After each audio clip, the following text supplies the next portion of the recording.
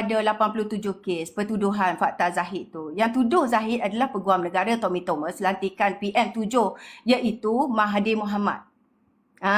Yang lepaskan Zahid adalah Peguam Negara lantikan PM yang ke-8 abah kamu, yang Mahyadin. Kenapa salah PMX Anwar Ibrahim pula tiba-tiba? Kemudian dari 87 kes tu, 40 kes mahkamah bebaskan Zahid masa zaman Perikatan Nasional itu memerintah. Betul tak?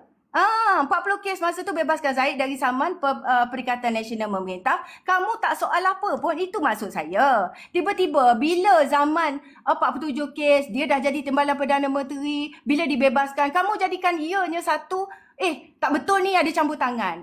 Masa kamu 40 kes tu, kami tak kata pun satu campur tangan. Sedangkan masa itu peguam yang sama. Sedangkan yang lepaskan itu adalah Peguam Negara yang sama lantikan siapa? Lantikan Mahyadin.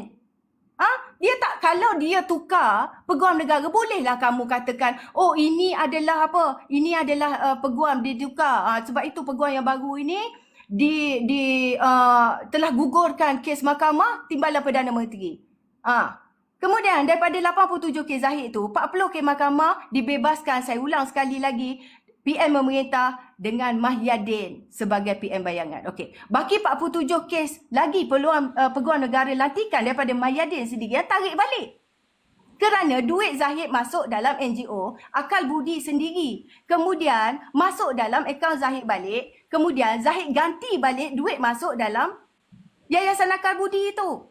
Disedekahkan kepada masjid, bayar kepada guru-guru tahfiz dan bagi duit allowance bulanan kepada pelajar-pelajar tahfiz yang Zahid naungi di Melaka dan di Perak.